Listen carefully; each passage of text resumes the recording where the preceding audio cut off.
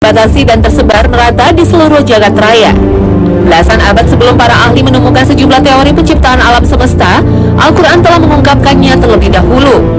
Al-Quran menggambarkan penciptaan alam semesta dalam 6 masa. Dalam Quran Surat Al-A'raf ayat 54 dijelaskan, "Sesungguhnya Tuhan kamu adalah Allah yang telah menciptakan langit dan bumi dalam 6 masa. Lalu dia bersemayam di atas arsy. Dia menutupkan malam kepada siang yang mengikutinya dengan cepat. Dan ciptaannya pula matahari, bulan dan bintang-bintang masing-masing tunduk kepada perintahnya. Ingatlah, menciptakan dan memerintah hanyalah hak Allah. Maha suci Allah, Tuhan semesta alam." Terhamparnya bintang dan langit yang begitu luas menumbuhkan harapan manusia untuk menjelajahinya. Manusia hingga kini baru mencapai jejaknya di bulan melalui langkah Neil Armstrong, Buzz Aldrin, dan Michael Collins dengan Apollo 11. Dalam Islam, orang yang pertama menjelajahi langit, alam semesta, hingga ke ujungnya adalah Rasulullah melalui peristiwa Isra Mi'raj. Allah berfirman dalam Al-Quran Surat Al-Isra ayat 1, "Maha suci Allah yang telah memperjalankan hambanya pada suatu malam dari Al-Masjidil Haram ke Al-Masjidil Aqsa yang telah kami berkahi sekelilingnya agar kami perlihatkan kepadanya sebagian dari tanda-tanda kebesaran kami. Sesungguhnya dia adalah Maha mendengar lagi Maha melihat." Peristiwa Isra Mi'raj merupakan sebuah mukjizat dari Allah kepada Rasulullah SAW yang menurut logika manusia sangat sulit diterima. Dalam sebuah peristiwa yang hanya berlangsung selama semalam, Rasulullah mampu menempuh jarak jutaan tak terhingga dengan menunggangi burak. Malaikat Jibril yang menjemputnya dari Masjidil Haram atas perintah Allah SWT menuju Masjidil Aqsa di Palestina dan naik ke Sidratul Muntaha.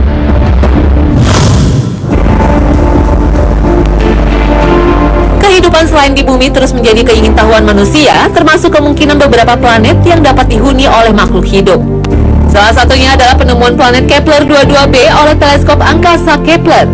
Penemuannya diumumkan pada tanggal 5 Desember 2011. Planet ini sebenarnya ditemukan pada hari ketiga dioperasikannya Kepler pada pertengahan tahun 2009. Jarak planet Kepler 22b dari bumi sejauh 600 tahun cahaya. Kalau di bumi 1 tahun 360 hari, maka di Kepler 22b 290 hari. Ukuran masanya mencapai 2,4 kali masa bumi. Bintang yang dikelilingi Kepler 22b lebih kecil dan lebih dingin dengan memancarkan cahaya 25% lebih redup dari matahari. Kepler 22b mengitari bintangnya pada zona Goldilocks, yakni wilayah yang dapat ditinggali makhluk hidup sebagaimana bumi terhadap matahari.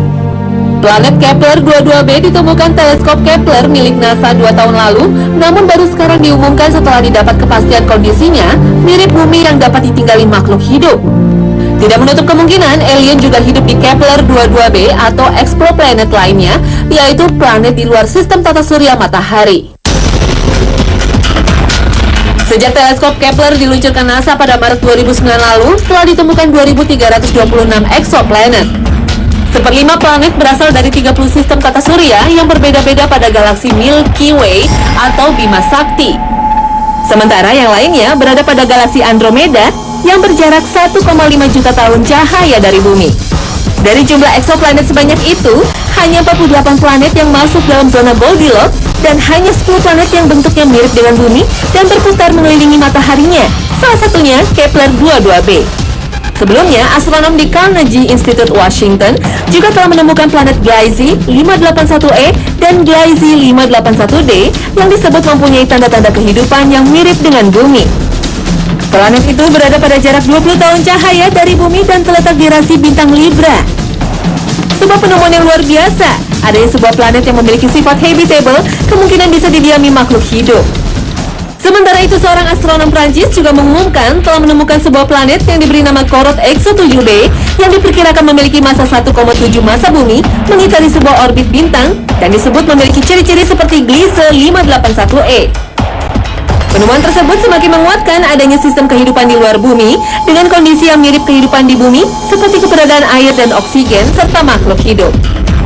Manusia boleh saja mencari dan mengeksplorasi demi memenuhi rasa keingintahuan. Mencari rumah baru ketika rumah yang ditinggalnya saat ini terasa semakin sesak. Padahal semua itu karena ulah manusia juga yang semakin rakus akan sumber energi dan keinginan yang tiada habisnya. Dan sejauh manapun manusia mencari, pada suatu titik ia harus kembali kepada fitrahnya, kepada mengapa manusia diciptakan dan dijadikan khalifah di muka bumi. Sungguh Allah Maha mengetahui segala sesuatu.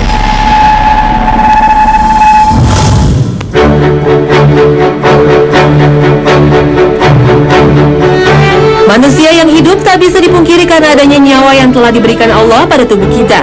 Sejatinya nyawa dalam raga kita ini adalah semata menjadi haknya. Dan kapanpun Sang Maha Kuasa menghendaki untuk mencabut nyawa miliknya dari badan kita, maka tidak akan ada yang mampu menghalanginya.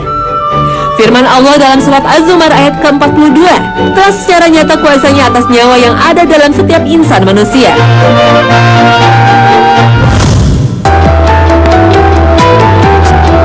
Urusan nyawa dalam kajian Islam memang menjadi kuasa penuh Allah Subhanahu wa Ta'ala. Dan umat manusia melalui dunia kedokteran menemukan parameter bahwa seseorang dikategorikan masih hidup atau mati dilihat dari adanya aktivitas dari 3 organ ini, yaitu otak, jantung, dan paru-paru. Kerja otak yang utama adalah sebagai pusat sistem saraf tubuh. Adanya aktivitas otak ditunjukkan dengan adanya reaksi tubuh terhadap rasa sakit, silau ketika berada di tempat sangat terang, dan rasa bising yang disebabkan suara yang terlalu keras. Fungsi utama jantung adalah sebagai pemompa darah ke seluruh tubuh. Dan salah satu hal yang sederhana untuk merasakan aktivitas jantung di dalam tubuh adalah getaran di dada sebelah kiri dan adanya denyut pada urat nadi di leher dan pergelangan tangan. Kematian secara tata bahasa sering diperhalus sebagai terhentinya hembusan nafas. Hal ini bukanlah tanpa dasar, karena selama paru-paru masih bisa bekerja menyebarkan oksigen ke seluruh tubuh sekaligus mengeluarkan karbon dioksida melalui rongga hidung, maka manusia dikatakan dalam kondisi hidup. Hubungan erat aktivitas kerja di 3 organ tersebut pada akhirnya menjadi dasar bagi praktisi kesehatan untuk menentukan status kehidupan seorang manusia.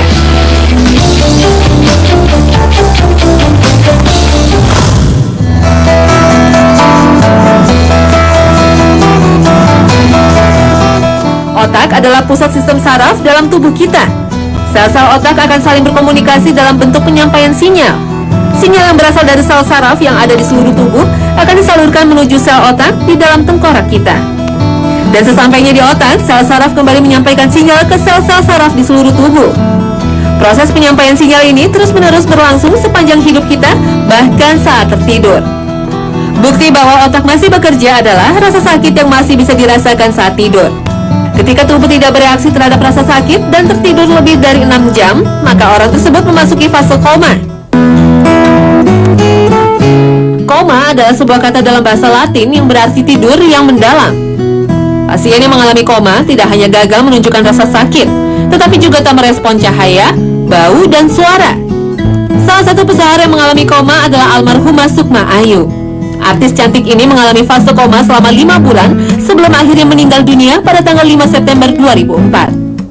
Aktivitas otak saat ini bisa diukur dengan menggunakan sebuah alat canggih yang disebut dengan elektroensefalografi atau EEG. Ketika sel-sel otak atau sel neuron bekerja, maka akan terjadi proses penyampaian sinyal elektrik dari satu sel ke sel lainnya. Perjalanan sinyal elektrik dari satu sel neuron satu ke lainnya inilah yang bisa ditangkap dan terekam dalam EEG.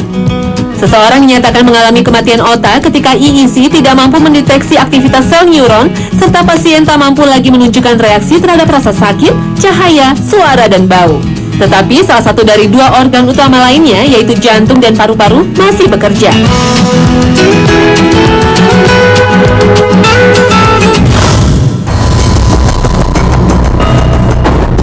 Jantung adalah organ pemompa darah yang terletak di rongga dada sebelah kiri. Meski sangat vital, jantung pria dewasa hanyalah seberat 350 gram saja. Salah satu pertanda kehidupan manusia adalah adanya detak jantung dan nadi pada pembuluh darahnya. Ketika jantung berhenti berdetak, maka kemungkinan besar seseorang akan menuju ke pintu kematian. Tapi perkembangan teknologi mampu menciptakan sebuah piranti yang mampu membuat jantung terus-menerus berdenyut.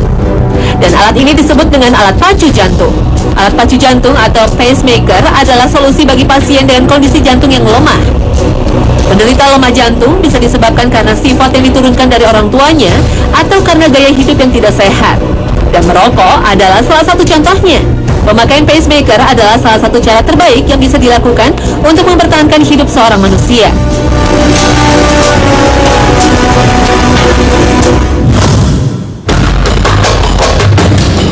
Ketika tubuh masih bisa bernafas, maka itu berarti Allah Sang Maha Pemurah masih memberikan umur kepada kita. Dan organ terpenting yang berperan dalam sistem pernafasan adalah paru-paru. Paru-paru pada dasarnya merupakan organ terbesar yang ada di dalam rongga dada. Paru-paru manusia dilindungi oleh 12 pasang tulang rusuk. Allah Sang Maha Pencipta telah menciptakan keseluruhan rongga dada memiliki elastisitas yang sempurna sehingga paru-paru mampu mengembang dan mengempis dengan baik. Kemampuan ini disebut sebagai daya ventilasi paru-paru. Ketika paru-paru kehilangan daya ventilasinya, maka hidup manusia menjadi terancam. Kegagalan paru-paru mengedarkan oksigen akan menyebabkan kematian sel-sel di seluruh organ tubuh. Keadaan ini secara medis disebut dengan hipoksida. Perkembangan teknologi kedokteran telah mampu mengkreasikan sebuah mesin yang disebut dengan medical ventilator. Fungsi utama dari mesin ini adalah sebagai pembantu kerja paru-paru dalam melakukan proses ventilasi. Kemiripan cara kerja medical ventilator dengan paru-paru membuat alat ini sering disebut sebagai paru-paru besi.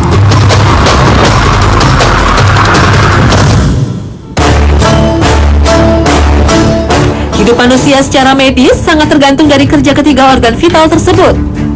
Tapi yang perlu diingat, hingga kini belum ada satupun manusia dan alat yang mampu menyelaraskan kerja ketiga organ tersebut. Hal ini berarti bahwa otak, jantung, dan paru-paru harus bekerja secara simultan dan saling terkait. Pacemaker memang bisa mempertahankan kerja jantung. Tetapi jika otak dan paru-paru telah berhenti bekerja, maka pemasangan alat tersebut menjadi sia-sia. Hal yang sama juga terjadi pada pemakaian medical ventilator. Piranti canggih tersebut hanya dapat menggantikan kerja paru-paru saja. Bukti ilmiah ini menjadi penegas bahwa nyawa sejatinya menjadi hak penuh Allah semata. Ketika Sang Maha Kaya mengkehendaki nyawa kita untuk dicabut, maka tak ada satupun alat ciptaan manusia yang mampu mempertahankannya.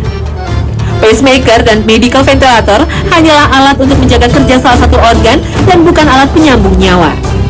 Pada akhirnya, kita seharusnya bisa bertawakal dan mempercayai kuasanya atas hidup kita.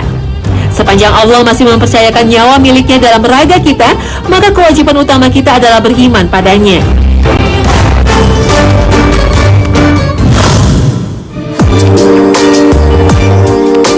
Islam secara tegas menjelaskan bahwa seluruh makhluk di bumi pasti akan menemui ajal. Masa peralihan dari hidup menjadi mati biasa dikenal sebagai masa sakratul maut. Islam sebagai penuntun hidup telah menegaskan proses ini dalam surat Al-Qiyamah ayat ke-26. Ketika nyawa sudah berada di ujung kerongkongan, maka itulah awal dimulainya hidup kita di alam barzah. Seorang muslim pasti akan merasakan sakitnya proses sakratul maut. Dan muslim yang paling beruntung di dunia ini adalah seseorang yang mampu melafalkan kalimat la ilaha illallah saat menjalani proses sakratul maut. Pengakuan kita bahwa tiada Tuhan selain Allah pada saat sakratul maut bukan berarti akan berjalan mudah, sekalipun kita tergolong makhluk taat beribadah. Kisah sakratul maut dari seorang yang bernama Alqamah selayaknya menjadi pelajaran kita. Alqamah pada dasarnya adalah seorang muslim yang rajin beribadah. Tetapi ketika menghadapi sakratul maut, lidahnya kaku dan tak mampu mengucap kalimat la ilaha illallah. Ketika hal ini disampaikan kepada Rasulullah, mengapa seorang muslim harus mengalami proses sakratul maut seperti itu? Maka Rasulullah menjelaskan bahwa hal ini disebabkan karena kurangnya rasa hormat Alqamah pada ibunya. Murka ibu kita ternyata bisa menyebabkan proses sakratul maut kita menjadi mengerikan dan pada akhirnya menjerumuskan kita ke neraka. Sehingga bisa dikatakan bahwa pencabutan nyawa kita, baik waktu maupun prosesnya, adalah semata-mata mutlak kekuasaan Allah.